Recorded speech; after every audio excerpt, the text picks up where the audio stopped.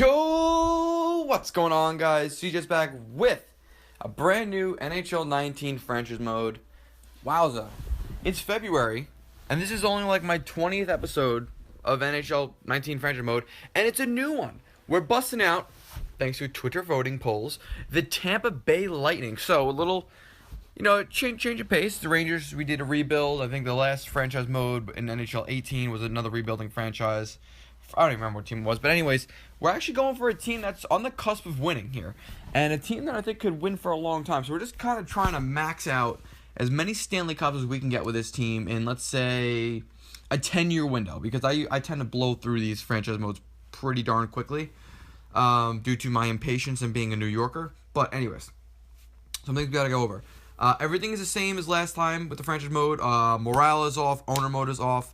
The only things that are on is we're going to show player type and show potential, which only happens after they're drafted. You can only see the potential then. But overall, attributes and role are off. Not for nothing in today's day and age, not knowing what type of player someone is or their potential is pretty dumb, because there's a general consensus around the entirety of the NHL with every single team. You kind of know what their potentials are.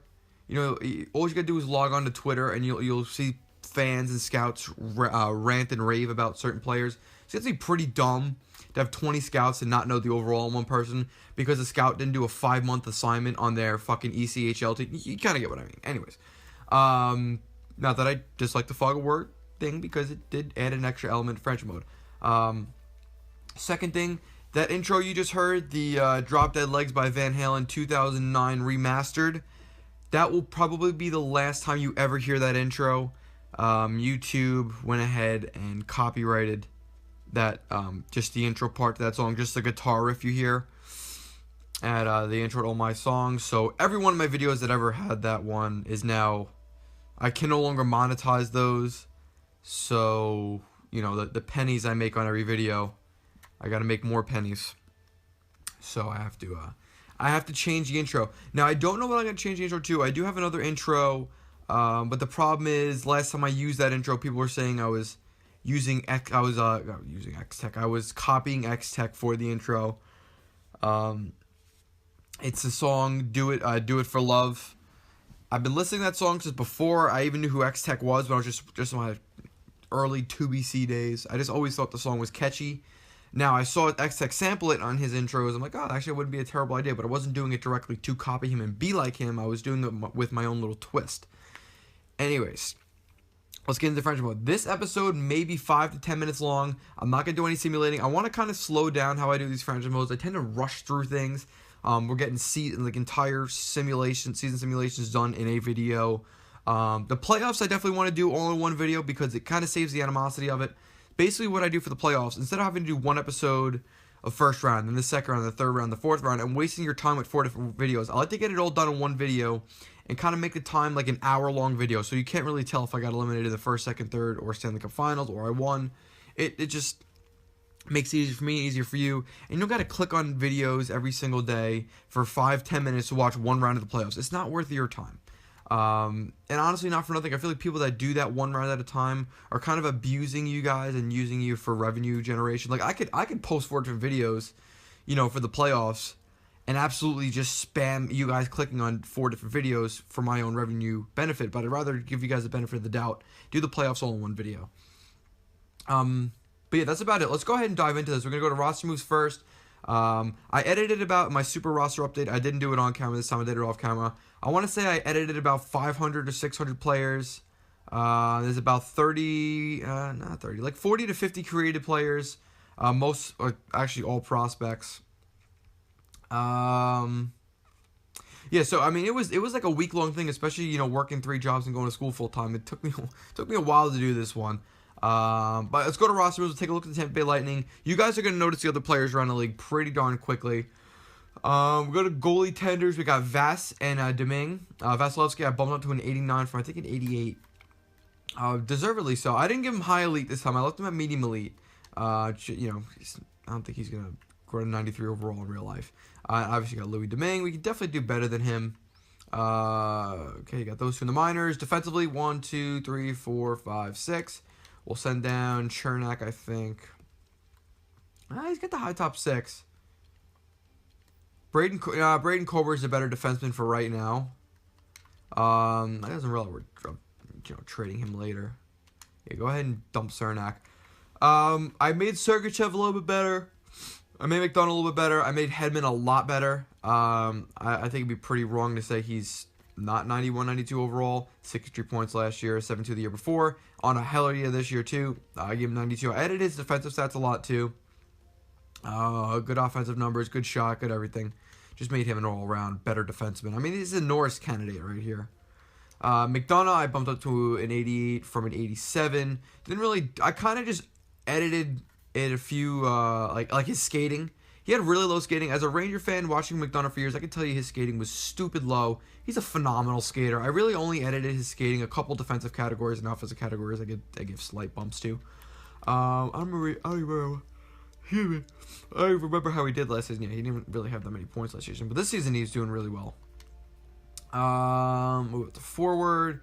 So you got Kucherov bumped up to a 94. I mean, this guy is an absolute tank. I didn't really touch his defensive stats at all. I just made his shot and his offensive numbers stupid high. Callahan up at a 79. Oh, we got to take a look at the minors. And the system, we have Alexander Volkov, but and Radish. So we have two solid prospects. Again, like these, honestly, I'm looking at them as trade chips right now, not guys I really want to grow and develop into our system because we're stacked as it is. Ryan Callahan, though, in the NHL, has got 2 years up to the $5.8 million cap hit. Gonna want to find a way to ditch that. Whether I gotta attach him to a draft pick or something just to get rid of him, I might have to do that. But the best thing about the Tampa Bay Lightning is they have stupid amounts of cap space for a team that is ultra stacked. And when guys like Callahan and Colbert and Girardi, we're talking $13-14 million in cap space when they all go. So you can still add beastly players. On the left side of things, you got Palat, Gord, JT Miller. You got Alex Killorn. Alex Killorn, I'm going to move to the right side and put him on the third line. He's someone I'm going to look to move as well. There's no point having him. Same thing with JT Miller. I might look to move him. And you got Adam Ernie. Nothing huge. He'll be the fourth line right wing. I don't know. I should have just switched them in the edit screen. Go ahead and take a look at the minor squad. On the left side of things, you got Conacher. We're not going to see any of him. Dennis Yant, just trade chip. These guys are never really going to grow to the NHL level, at least I don't think. Centers, obviously you got Steven Stamkos. I bumped up to a 92. He's absolutely going off this year. Braden Point, I gave medium elite potential, and I made him 88 overall. This kid is a stud, by the way. Another freaking non-first round steal by the Tampa Bay Lightning.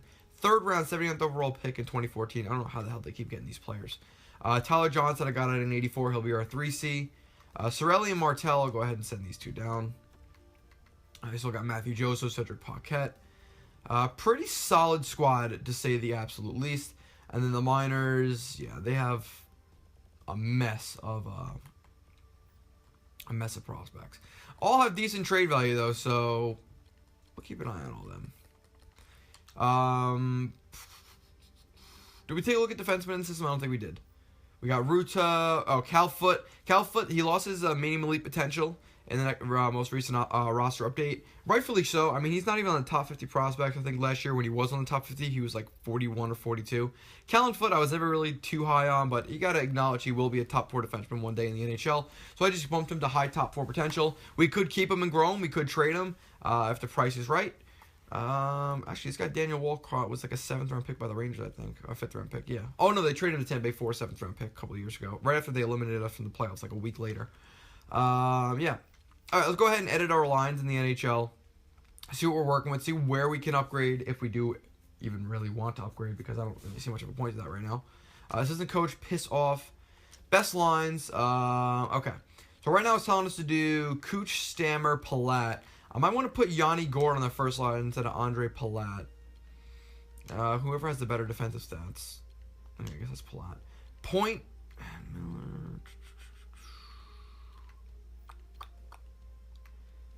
Okay, I think defensively we're pretty sound right now.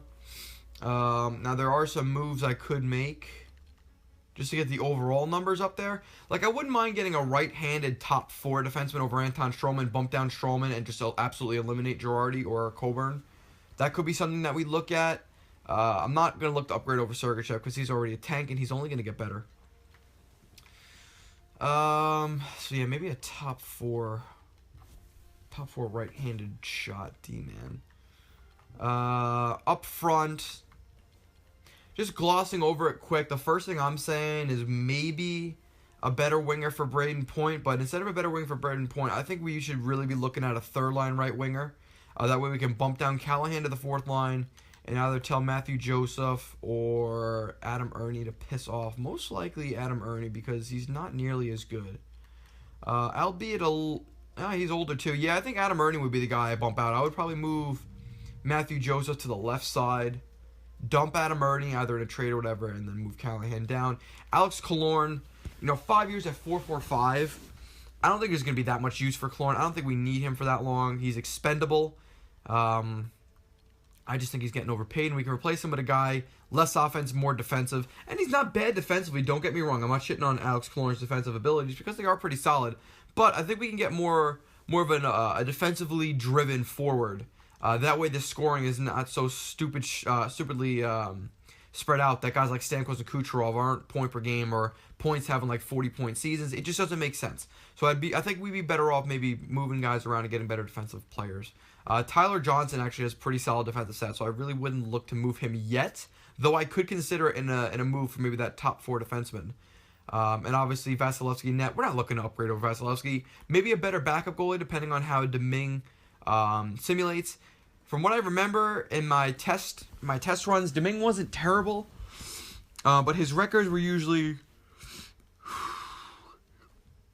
on the status quo. He was like he usually had like a 500 record and the save percentage just above 90, which I'm not really thrilled with. Now free agency, Rick Nash retired, so I actually got to get rid of his ass. I should have done that before. I didn't know he was in free agency. Anyways, I'm not gonna make a huge deal about that. Apparently, Marian Gaborik is a free agent. He's supposed to be on. Okay, anyways. Goalies. I don't think. Yeah, we got Kari Letatonen. We can bring in. You got Steve Mason. Yeah, there's not really much we could do. I'm not Jochen Reimer. Any good prospects? I don't think there are. No, there's really not. Who's this guy? Matthias From. Two-way forward. Not really what I'm looking for. Riat. Nah. Not really looking for any of these guys. Vermette just retired too. Oops. I think if we were to do any, I wouldn't mind getting a guy like Rick Nash. That way we don't really have to make a trade. But I guess it kind of he falls into that offensively minded player. He could be someone that we look at though, Rick Nash. Joel Ward. We know he has pretty good defensive stats. Joel Ward actually wouldn't be a terrible get for this team. Chimera, Oduya, definitely not, because overall's not that good. Actually, no, Joel Ward's almost fully scouted. Okay, never mind. Or picks on the... I don't know why this shit happens. Okay, so that's that. I guess we'll take a... You know what we could do? We'll look at the trade block. We'll see where we can upgrade. If there's any like guys out there right now that we could go ahead and trade for. I lied about the 5-10 minute video. We're almost at 50 minutes now. See if we can upgrade anywhere right now. Nah, not really looking for. If I was getting a defenseman, I want 85 plus and a right-handed shot. I don't think we're going to see that right off the bat. Probably going to wait a while till we see actually good players on the block. I'm actually not ruling out getting prospects. Ooh, Keith Yandel. Okay, Keith Yandel will be pretty solid. He's got a high cap hit, but Keith Yandel will be pretty solid. Hoffman, Brassard, Alec Martinez, don't really want or need. Just keep my eyes open for anything that juts out at me. Oh yeah, Peter Holland, he'd be a sick get. Now we might just have to stand pat for a little bit. Ooh, Timothy Liljegren's available? Well, I guess, yeah, because they're a buying team. We're not just going to get Timothy Liljegren. We'd have to sell something, and I don't know really if I want to sell anything on this team. Now, at the draft, I wouldn't be opposed to selling a little bit and kind of opening up some roster spots for the younger guys we got coming up, perhaps. But I'm not going to go ahead and buy a prospect, sacrificing my current roster. Okay. All right. So really, I mean, as anticipated, nothing on the block right now. So I guess basically I'll end the video here. I'll have the preseason already simulated by the time the next video starts, which may be tomorrow or the day after, depending on my work schedule, because I'm working 7 days this week. And I have a hockey tournament too. So anyways, here's what we're going to go ahead and do. I'll end the video here. You guys comment down below where you think we could and should upgrade. Who should stay, who should go. And yeah, we'll talk in a few days. Comment down below your thoughts on the video. Thank you everybody for watching this video. I hope you're watching this. Don't forget to end if you're not hearing aids. I'll see you on the next one. Peace.